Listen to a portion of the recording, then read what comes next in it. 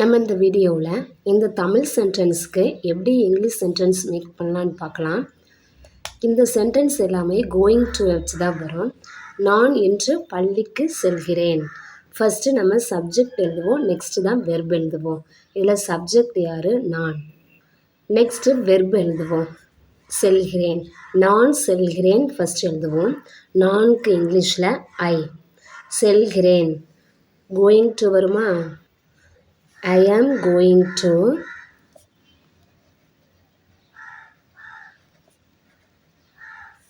பள்ளிக்கு செல்கிறேன் தானே. Going to school. ஸ்கூல்னா பள்ளி. எனக்கு இன்று, இன்றுக்கு இங்கிலீஷில் டுடே. இதில் ஏன் நம்ம டு ஸ்கூல் போடுறோம், டு த ஸ்கூல் போடக்கூடாது? நாம் ஸ்கூலுக்கு மாணவனாக போனோம் அப்படின்னா I am going to school போடணும். நம்ம வேறு ஒரு ரீசனுக்காக போகிறோம், இல்லை பேரண்ட்ஸாக போகிறோம் அப்படின்னா I am going to the school, நம்ம டீச்சரை பார்க்க போவோம். கல்வி கற்க போனால் ஐ ஆம் கோயிங் டு ஸ்கூல் போடணும். இல்லை நம்ம வேறு ஒரு ரீசனுக்காக போகிறோம் அப்படின்னா I am going to the school அப்படின்னு போடணும். நான் இன்று பள்ளிக்கு செல்கிறேன்னா அதை இங்கிலீஷில் I am going to school today. Second one, அவள் சந்தைக்கு போகிறாள். அவள் போகிறாள் தான் ஃபஸ்ட்டு எழுதணும். அவள்னா ஷி, எஸ்ஹெச்இ ஷி. போகிறாள், ஷி இஸ் கோயிங் டு. எங்கே போகிறா? சந்தைக்கு. சந்தைக்கு இங்கிலீஷில் எழுது market. To the market.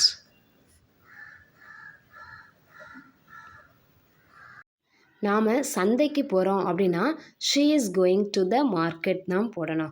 She is going to மார்க்கெட்டுன்னு போடக்கூடாது. She is going to market to increase sales. ஏதாவது விற்பனை செய்கிறதுக்காக போகிறோம் அப்படின்னா ஷீ இஸ் கோயிங் டு மார்க்கெட்டுன்னு போடணும். ஷீ இஸ் கோயிங் டு மார்க்கெட்னா ஏதாவது வணிகம், விற்கும் செயலுக்காக she is going to market போடணும். நம்ம சந்தைக்கு போகிறோம் அப்படின்னா she is going to the market அப்படின்னு தான் சொல்லணும். She is going to market her new book. அவள் தனது புதிய புத்தகத்தை விளம்பரம் செய்ய போகிறாள். இதில் கோயிங் டு மார்க்கெட் இருக்குது, நல்லா பார்த்துக்கோங்க. ஸோ நம்ம ஏதாவது விற்க போகிறோன்னா தான் கோயிங் டு போடணும். கோயிங் டு த அப்படின்னா நம்ம சந்தைக்கு போகிறோன்னா கோயிங் டு த போடணும்.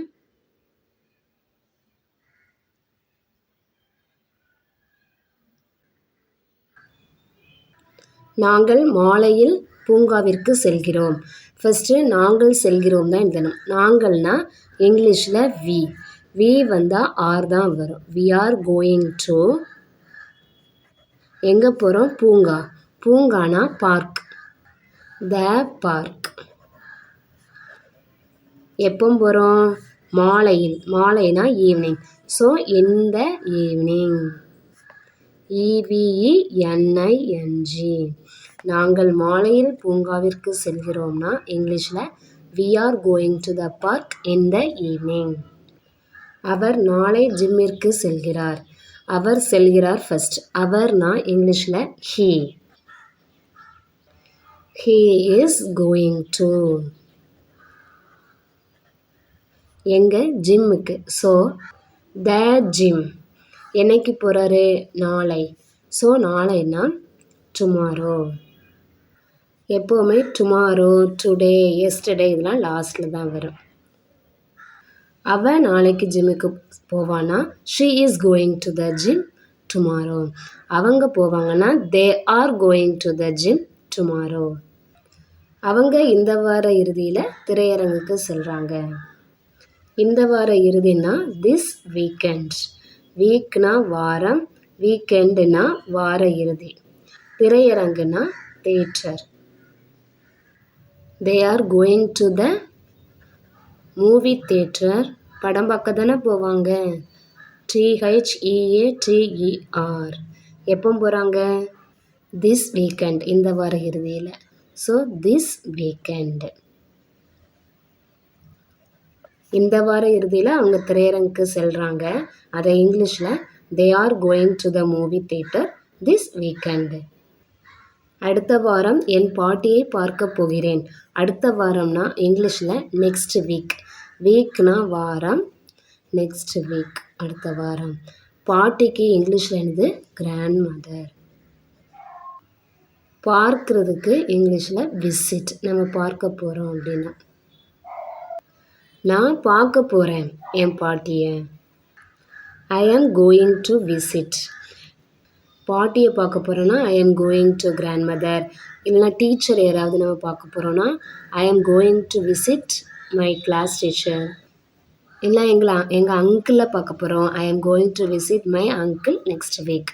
இல்லை வேறு யாரும் ரிலேஷனை பார்க்க போகிறோன்னாலும் அப்படி போடலாம். ஸ்கூல் மேட்ஸ், காலேஜ் மேட்ஸ் யாரையும் பார்க்க போகிறோன்னா I am going to visit my college mates next week. அவள் ஒரு புதிய மொழியை கற்றுக்கொள்ளப் போகிறாள். ஒரு நியூ லாங்குவேஜை கற்றுக்க போகிறா. ஸோ இது எப்படி எழுதலாம்? She is going to learn. கற்றுக்கிறதுக்கு இங்கிலீஷில் லேர்ன். கற்றுக்க போகிறாள்ல, ஸோ கோயிங் டு லேர்ன். அவள் கற்றுக்க போகிறாங்கிறதுனால she is going to learn. ஒரு நியூ லாங்குவேஜை கற்றுக்க போகிறான். ஏன் நியூ லாங்குவேஜ்? இல்லை அவன் இங்கிலீஷ் கற்றுக்க போகிறான் அப்படின்னா he is going to learn English. நாங்கள் சர்ப்ரைஸ் பார்ட்டிக்கு திட்டமிட போகிறோம். திட்டமிடுறதுனா பிளான். நாங்கள் பிளான் பண்ண போகிறோம் அப்படின்னா we are going to. We வந்தால் ஆர் தான் வரும். We are going to plan. எதுக்கு? சர்ப்ரைஸ் பார்ட்டிக்கு. A surprise party. அவர் புதிய கார் வாங்க போகிறார். ஃபஸ்ட்டு அவர் வாங்க போகிறார் தான் ஃபஸ்ட்டு எழுதுவோம். அவர் தான் சப்ஜெக்ட். ஹீ. வாங்க போகிறார் இஸ் கோயிங் டு பை. வாங்கிறதுனா buy. BUY. He is going to buy புதிய car. A new car. So அவன் புது கார் வாங்க போகிறான் அப்படின்னா இங்கிலீஷில் he is going to buy a new car. அவன் புது பைக் வாங்க போகிறான். She is going to buy a new bike. அவங்க புது கார் வாங்க போகிறாங்களாம். அதை இங்கிலீஷில் எப்படி சொல்லணும்னா they are going to buy a new car. அவங்க புது வீட்டுக்கு மாற போகிறாங்களாம். அதை இங்கிலீஷில் எப்படி சொல்லலாம்? அவங்க வேறு வீட்டுக்கு போகிறாங்க. They are going to move. புது வீடுனா a new house. They are going to move a new house. அவளது வீட்டு பாடத்தில் நான் அவளுக்கு உதவப் போகிறேன். நான் உதவப் போகிறேன். அதுதான் நம்ம ஃபஸ்ட்டு எழுதலாம். நான்னா ஐ ஆம் கோயிங் டு. உதவுறதுக்கு இங்கிலீஷில் ஹெல்ப். யாருக்கு உதவ போகிறோம்? அவளுக்கு. So help her. ஹெல்ப் ஹேர்னா அவளுக்கு உதவ போகிறேன். எதில்? ஹோம்ஒர்க்கில். So with her homework. அவளோட ஹோம்ஒர்க்கு தானே. So her homework. ஹர் ஹோம்ஒர்க்னா அவளுடைய வீட்டுப்பாடம். I am going to help her with her homework. அவள் இன்று இரவு உணவு சமைக்கப் போகிறாள். இதை இப்போ சொல்லுவோம் நம்ம நைட்டு. இன்னொருத்தவங்க சமைக்க போகிறாங்கன்னா அவள் சமைக்க போகிறான் இன்னைக்கு நைட்டு அப்படின்னு சொல்லுவோம். அதை இங்கிலீஷில் அவள் சமைக்க போகிறான்னா she is going to cook. சமைக்கிறதுக்கு இங்கிலீஷில் குக். இரவு உணவுன்னா டின்னர். இன்னைக்கு நைட்டா நாளைக்கு நைட்டு அப்படின்னு வரல. ஸோ இன்று இரவு அப்படின்னா டு நைட். டுடே நைட்டுன்னு போடக்கூடாது. டு நைட் அப்படின்னு தான் போடணும்.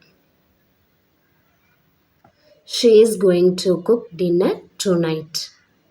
நாங்கள் வீட்டை சுத்தம் செய்ய போகிறோம். ஃபஸ்ட்டு நாங்கள் செய்ய போகிறோம் அதுதான் எழுதுவோம். நாங்கள்னா வி வந்தால் ஆர் தான் வரணும், இஸ்லாம் வரக்கூடாது.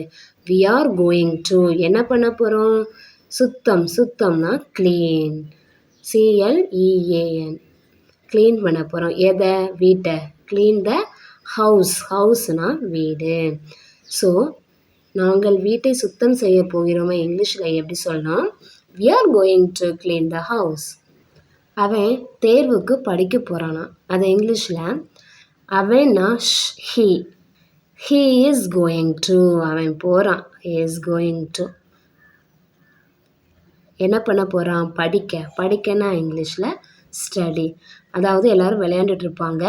அவனுக்கு எக்ஸாம் இருக்குன்னு படிக்க போகிறானா அப்படின்னு சொல்லுவாங்க. அவன் விளையாடாமல் போயிட்டா இன்னொரு பையன் சொல்லுவான், is going to study for the exam. எக்ஸாமுக்காக படிக்க போகிறான். He is going to study for the exam. ஃபார்னா ஆக, பரீட்சைக்காக அவன் படிக்க போகிறான். அவங்க மண்டபத்தை அலங்கரிக்க போகிறாங்களாம். ஃபஸ்ட்டு அவங்க போகிறாங்களே இங்கிலீஷில் எழுதணும். They are going to. They வந்தாலே ஆர் தான். தே ஆர் கோயிங் டு என்ன பண்ண போகிறாங்க? அலங்கரிக்க. அலங்கரிக்கன்னா டெக்கரேட். DECORATE decorate. எதை? மண்டபத்தை. So the hall. அந்த மண்டபத்தை டெக்கரேட் பண்ண போகிறாங்கங்கிறதுனால இதில் த போடுறோம். ஏதோ ஒரு ஹால்னா ஏ ஹால் அப்படின்னு போடணும். தே are going to decorate the hall. சீக்கிரமாக மழை பெய்ய போகுது. இதை நம்ம ஒரு கெஸ் பண்ணி தானே சொல்லுவோம். அதுக்கு கோயிங் டு யூஸ் பண்ணலாம். இட் இஸ் அப்படின்னு சொன்னால் இல்லை இட்ஸ் கோயிங் டு அப்படின்னாலும் சொல்லலாம். இட்ஸ் கோயிங் டு மழை பெய்ய போகுது. மழைனா ரெயின். இட்ஸ் கோயிங் டு ரெயின்னா மழை பெய்ய போகுது. விரைவில் அப்படிங்கிறதுனால சூன். சூன்னா சீக்கிரம் அப்படின்னு சொல்லுவாங்க. விரைவில்னாலும் சூன் தான். இந்த மேகத்தை வச்சு கெஸ் பண்ணி சொல்லுவாங்க இப்போ மழை பெய்ய போகுது அப்படின்னு. அதை இங்கிலீஷில் இட்ஸ் கோயிங் டு ரெயின் சூன். மழை பெஞ்சிட்டு இருக்குன்னா இட்ஸ் ரெய்னிங். தூறல் மாதிரி விழுதுன்னா இட்ஸ் ட்ரிஸ்லிங். Spelling DRIZZLING. ட்ரிஸ்லிங்னா மழை தூறல். போட்டியில் வெற்றி பெறப் போகிறார்கள். இவங்க கண்டிப்பாக இந்த போட்டியில் வின் பண்ணிடுவாங்கப்பா அப்படி கெஸ் பண்ணி சொல்லுவோம்ல. அப்போது ஸ்போர்ட்ஸ் காம்படிஷன் இல்லை டான்ஸ் காம்படிஷனும் நடக்கு. அதில் இவங்க வின் பண்ணிடுவாங்கப்பா அப்படின்னு கெஸ் பண்ணி சொல்லுவோம்ல. அப்போ எப்படி சொல்லணும்? They are going to. They வந்தாலே ஆர் தான். They are going to. வெற்றி பெறுறதுன்னா வின். WIN win. போட்டிக்கு இங்கிலீஷில் காம்படிஷன். The competition. ஒரு குறிப்பிட்டு ஒரு காம்படிஷனை சொல்கிறதுனால த காம்படிஷன். அந்த காம்படிஷனில் அவங்க கண்டிப்பாக வின் பண்ணிடுவாங்கப்பா. They are going to win the competition. குழந்தைகள் இந்த பரிசை விரும்புவார்கள். அதாவது நம்ம கெஸ் பண்ணி சொல்கிறோம். ஒரு கிஃப்ட்டை கையில் வச்சுட்டு இந்த கிஃப்ட்டு கண்டிப்பாக குழந்தைகளுக்கு பிடிக்கும்ப்பா அப்படின்னு சொல்கிறதுக்கும் கோயிங் டு யூஸ் பண்ணலாம். குழந்தைகள்னா kids. The kids are going to love. விரும்புவாங்க கிட்ஸ் குழந்தைங்க. எதை? இந்த பரிசு. பரிசுன்னா கிஃப்ட்டு. So this gift. இந்த பரிசுன்னா this gift. GIFT. The kids are going love this gift. இன்று போக்குவரத்து நெரிசல் அதிகமாக இருக்கும். அதாவது இன்னைக்கு டிராஃபிக் ரொம்ப அதிகமாக இருக்கும்ப்பா. யாராவது வராங்க, கலெக்டர் வராங்க, இல்லை ஹீரோஸ் வராங்க, இப்படி யாராவது வராங்க அப்படின்னா டிராஃபிக் அதிகமாக இருக்கும். அதை இங்கிலீஷில் எப்படி சொல்கிறது? போக்குவரத்து நெரிசல்னா traffic. The traffic is going to be. இருக்கும். எப்படி இருக்கும்னா பி. அதிகமாக இருக்கும்னா ஹெவி. HEAVY. என்னைக்கு? இன்று அப்படிங்கிறதுனால இதில் என்ன பண்ணும்? டுடே. இன்னைக்கு டிராஃபிக் ரொம்ப ஹெவியாக இருக்கும்ப்பா. அது இங்கிலீஷில் the traffic is going to be heavy today. இந்த படம் பெரிய ஹிட்டாக போகுது. இதையும் நம்ம கெஸ் பண்ணி தான் சொல்கிறோம். ஸோ கோயிங் டு போடலாம். இந்த படம். அதுக்கு இங்கிலீஷில் திஸ் மூவி. MOVIA. ஹிட்டாக போகுதுல்ல. This movie is going to GOING. Going to be a big hit. பிக்னா பெரிய. ஹிட்டாக போகுது. This movie is going to be a big hit. நான் இப்போ அவளை பார்க்க போகிறேன் அப்படின்னா I am going to visit her. நான் அவளை கூப்பிட போகிறேன் அப்படின்னா நானா I am going to call her. ஹர்னா அவளை கூப்பிட போகிறேன். I am going to call her. நான் அவளை எப்பவுமே கூப்பிட போகிறேன். இப்போது அப்படின்னு சொல்கிறதுக்கு ரைட் நவ். இப்பொழுதே அப்படின்னா ரைட் நவ். நான் அவளை கூப்பிட போகிறேன் இப்பொழுதே. ஐ am going to call her right now. அவள் கதவை திறக்க போகிறான். அதாவது யாரோ ஒருத்தவங்க கதவை தட்டுறாங்க. ஒரு 4-5 பேர் இருக்கிறதுல ஒரு கேர்ள் மட்டும் திறக்க போகிறா. ஸோ யாரோ தட்டுறாங்கப்போ தர அப்படின்னா அவள் கதவை திறக்க போகிறா அப்படின்னு சொல்லுவோம். அதை இங்கிலீஷில் she is going to open the door. திறக்கிறதுக்கு இங்கிலீஷில் ஓப்பன். கதவுன்னா the door. அவள் கதவை திறக்க போகிறான். She is going to open the door. நாங்கள் மீட்டிங்கை ஸ்டார்ட் பண்ண போகிறோம்ப்பா அப்படின்னு சொல்லுவோம். அதை இங்கிலீஷில் நாங்கள் அப்படிங்கிறதுனால வி வந்தால் are. We are going to. தொடங்க போகிறோம். தொடங்குறதுக்கு இங்கிலீஷில் ஸ்டார்ட். START. எதை? கூட்டம்னா meeting. The meeting. We are going to start the meeting. அவன் அந்த கொஸ்டினுக்கு ஆன்சர் பண்ணிடுவான்ப்பா. அதுதான் சொல்கிறோம் இந்த லைனில். அதுக்கு இங்கிலீஷில் எப்படி சொல்லுவோம்? He is going to answer the question. அவன் ஆன்சர் பண்ணிடுவான். He is going to answer. பதிலளிக்கிறான்னா ஆன்சர்.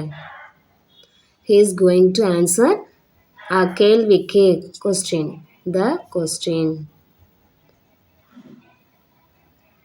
அவன் ஆன்சர் பண்ணிடுவானா she is going to answer the question. அந்த கொஸ்டினுக்கு நான் ஆன்சர் பண்ண போகிறேன் அப்படின்னா I am going to answer the question. கிளாஸ் ரூமில் டீச்சர் கேட்பாங்க, who is going to answer the question. இந்த கொஸ்டினுக்கு யார் ஆன்சர் பண்ண போகிறா அப்படின்னு கேட்பாங்க. ஸோ எல்லோரும் மீ மிஸ் அப்படின்னு கற்றுவோம். அதான் அந்த கொஸ்டினுக்கு நான் ஆன்சர் பண்ணுறேன் அப்படின்னு சொல்லலாம் இங்கிலீஷில் I am going to answer the question. அவங்க சீக்கிரத்தில் கிளம்பிடுவாங்க அப்படின்னு சொல்லுவோம். அதை இங்கிலீஷில் they are going to. They are going to. They வந்தாலே ஆர் தான் வரும். கோயிங் டு புறப்பட போகிறாங்க. புறப்படுறதுக்கு இங்கிலீஷில் leave. LEAVE.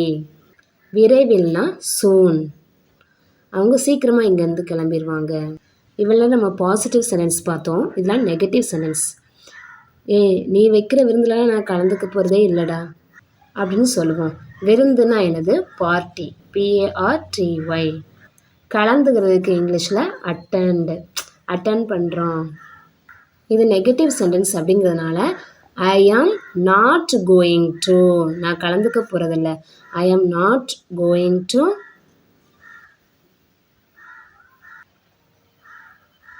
Attend the party. நான் பார்ட்டிலலாம் கலந்துக்க போகிறதில்ல. I am not going to attend the party. நீ சொல்கிற யோசனைலாம் அவள் அக்செப்ட் பண்ணவே மாட்டாப்பா அப்படின்னு சொல்லுவாள். யோசனைனா இங்கிலீஷில் ஐடியா. உன் ஐடியாலாம் எனக்கு வேண்டாம். அவள் ஒத்துக்கிறது அப்படின்னா என்னது? அக்ரி. அவள் ஒத்துக்க போவதில்லை. Agree. She is not going to agree. எதுக்கு? அவளுடைய ஐடியாவுக்கு. So with this idea. இந்த யோசனைனா திஸ்னா இந்த, யோசனைனா idea. She is not going to agree with this idea. இந்த யோசனைக்கு அவள் உடன்பட்டு போவது இல்லை. அவள் ரொம்ப நாள்லாம் தங்க மாட்டாப்பா. அதை இங்கிலீஷில் எப்படி சொல்லணும்? இதில் நாங்கள் இருக்கா. நாங்கள் ரொம்ப காலம்லாம் தங்க போகிறதில்ல. நாங்கள்னா வீண் போடுவோம். வி வந்தால் ஆர் போடுவோம். இது நெகட்டிவ் சென்டென்ஸுங்கிறனால நாட் போடணும். Not going to. We are not going to. தங்குறதுக்கு இங்கிலீஷில் stay. STAY. Not going to stay. ரொம்ப நாளாக, நீண்ட காலம் அப்படின்னா for long. FOR for long. ஃபார் லாங்னா நீண்ட காலம், இல்லை ரொம்ப காலமாக. நாங்கள் ரொம்ப காலமாக தங்க போகிறதில்லப்பா அப்படின்னா we are not going to stay for long. இந்த நியூஸ் அவனுக்கு பிடிக்க போவதில்லப்பா அப்படின்னு சொல்லுவோம். அதாவது அந்த சாப்பாடு அவனுக்கு பிடிக்க போகிறதில்ல அப்படிலாம் சொல்லுவோம்ல. அதை எப்படி எழுதணும்? அவனுக்கு பிடிக்க போவதில்லைன்னா he is not going to. To like பிடிக்க போவதில்லை. என்னது பிடிக்க போவதில்லை? இந்த செய்தி. இந்தனா திஸ், செய்தினா நியூஸ். இதில் வேறு வேர்ட் போட்டு கூட நம்ம எழுதிக்கலாம். He is not going to like this dish. டிஷ்னா சாப்பாடு உணவு ஏதாவது, நியூஸ்க்கு பதிலாக டிஷ் போட்டுக்கலாம். இல்லை செயின் ஏதாவது வாங்குறாங்க அப்படின்னா he is not going to like this chain. இந்த செயின் அவனுக்கு பிடிக்க போவதில்லை. இல்லை பிரேஸ்லெட் வாங்குகிறோம். He is not going to like this bracelet. அவங்க இந்த ப்ராஜெக்டை சரியான நேரத்தில் முடிக்க மாட்டாங்கப்பா அப்படின்னு சொல்லுவோம். அவங்க முடிக்க மாட்டாங்க, அதுதான் நம்ம இங்கிலீஷில் ஃபர்ஸ்ட் எழுதணும். தே வந்தால் ஆர். தே ஆர் இது நெகட்டிவ் அப்படிங்கிறதுனால நாட் போடுறோம். They are not going to. முடிக்க மாட்டாங்க அப்படின்னா இங்கிலீஷில் கம்ப்ளீட். எதை முடிக்க மாட்டாங்க? இந்த ப்ராஜெக்ட். திட்டம்னா ப்ராஜெக்ட். The project. டைம் இருக்கா? எந்த டைமில்? சரியான நேரத்தில் இருக்கு. சரியான நேரம்னா on time. ON on TIMA on time. சரியான நேரம்னா இந்த ஆன்கிற ப்ரிப்போஷனை யூஸ் பண்ணணும். சம்டைம்ஸ் பை டைம் அப்படின்னா அந்த டைமுக்குள்ளனா கெஸ் பண்ணி அப்ராக்சிமேட் வேல்யூ தான். ஆனால் ஆன் டைம்னா கரெக்டாக அந்த டைம் அப்படிங்கிற மீனிங் வரும். இப்போ பை 6 o'clock அப்படின்னா பை 6 o'clock உள்ள எத்தனை மணிக்குனாலும் சொல்லலாம். 5 சொன்னா 5:30, 4 o'clock எதனாலும் மென்ஷன் பண்ணோம். By 6 o'clock.